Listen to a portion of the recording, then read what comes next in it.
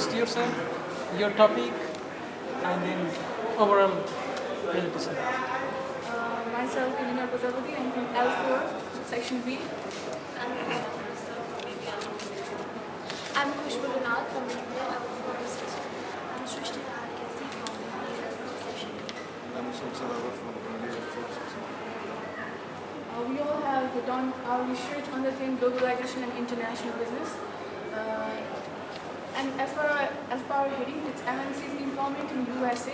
So we have, as per all our research based on how globalization has affected MNCs. Like MNCs are expanding a foreign affiliate in their foreign affiliate countries because of globalization, because there are more of international linkages going on in economies, trade liberalization is going on. So it's becoming easier for MNCs to set up their foreign affiliates abroad. So at the same time, how US MNCs has affected employment in US itself. How is US employment being affected by US MNCs because of foreign affiliates of US MNCs itself? So our literature is based on, is US employment affected by the foreign affiliates of US MNCs? When US expands their market to international level, are they harming their own workers by giving employment opportunities to other people from other countries? And so based on our various literature analysis and findings, we have found both positive and negative factors in this process.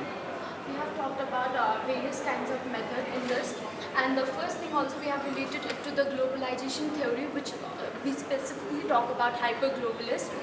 There are many debates going on how the MNCs have been impacted due to the employment thing, and we have also used secondary data in which we went through 50 academic literature and 30 articles. They have been the part of our research work.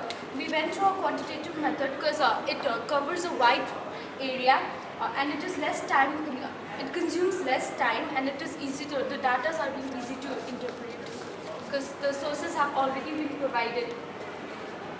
Now, going to the literature part, according to Jackson in 2013, he has mentioned in his article that the US parent companies are shifting their jobs and technologies to foreign affiliates, and due to this, the US employment is reducing, it's going down. And even in another literature from Kuruvilla and Ranganath in 2010, they have mentioned that because of globalization, there is a growth in outsourcing industries, and even there is increase in employment of new employees.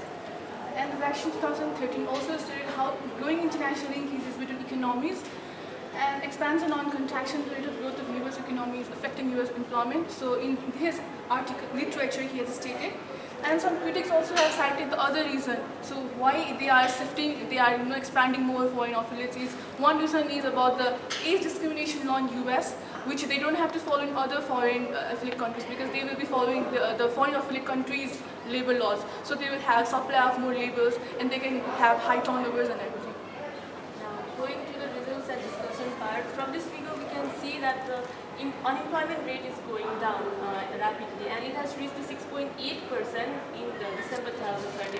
And because of recession which had occurred in 2009 in USA, the jobs has been lost, and because of the improvement and all, it has been increased rapidly since December 2013.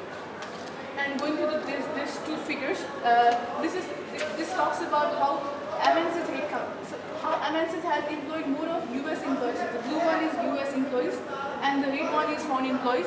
So US employees is less than the foreign employees. It's 11 million in US employees and foreign employees is 11 billion. So the US MNCs has taken more of foreign affiliate employees rather than the US itself. Like the recent article in 2012 also said that IBM has 100 million US employees and 112 million Indian employees. So the trend is increasing of taking more of foreign affiliate countries employees. This figure shows in percentage how MNCs located in United States have less. All recent data were not updated. There is a qualitative research with the survey, and interviews recent context would be more relevant to analyze the context. Any questions from your side? Any questions?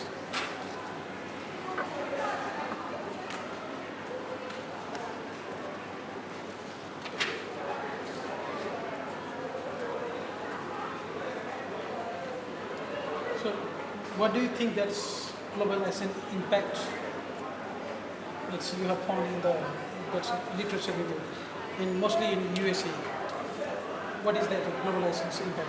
The impact is like the host countries are not providing job to their own citizen, rather than they're preferring other countries because the cost is cheaper comparatively, and even the other resources or inputs, everything is comparatively cheaper than the manufacturing or anything in their own country. But does it mean that unemployment rise with the globalizations in USA?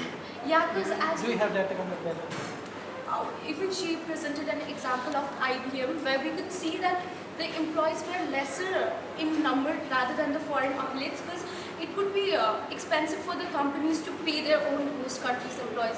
As we can give an example, like if one employee in US is paid $90, they could hire more employees in India by paying the same amount. They could rather, we can say that, hire 5 more employees. That is the outsourcing is okay. They do manufacturing in other countries, but it doesn't mean that unemployment rate is increasing in USA, right? You don't have that in this graph here. Unemployment rate is decreasing.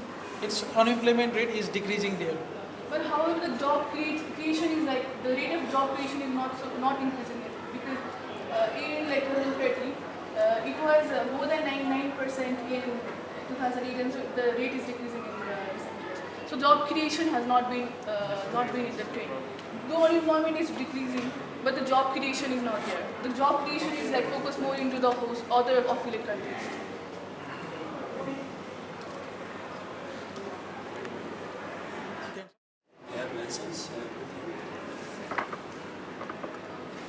I think so. I need to answer. Yeah, just one question maybe. Now you are doing this is from perspective of US government or from perspective of these developing countries government. We are doing in the This particular scenario, you said that because of MNC activities, they are actually losing jobs of their own citizens, of their own people. At the same time, they are increasing opportunities for, say, employees outside USA. So as from the side of the US government, how the US government would actually secure balance? I think the answer is in like foreign direct investment. The foreign direct investment, they are doing investment abroad, but at the same time they are getting the returns more, because the host country gets the more profit than the country in the foreign affiliates. Yes, they are creating employment, but then the country itself needs more of the money comes in the USA. Yeah. So now that is the case. That is the typical scenario where the host country would actually get more benefit. But from perspective of employees in that particular country, in USA, then how would they actually take this particular case? Yes, so that's the main scenario. Is like that is affecting the US jobs. Okay. That's affecting the US jobs. So that is what we are trying to say. Like, but at the same time, the value of, say, the remuneration, you can say that the remuneration of an American expert could be, say, many-fold more than remuneration of an Indian expert. So that is also an issue, right? So we could even see that the US government should stop the foreign investment a bit, they should make it a bit lesser, so that their own citizens get the opportunities more rather than the other affiliates get.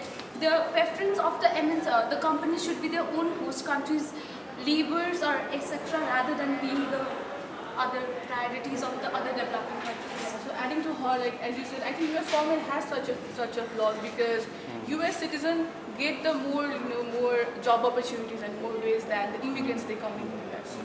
So I think they are balancing the tax policies. Okay, good one. Thank you so much. Thank you. Any questions? Very good. Yeah. Thank you. Yeah.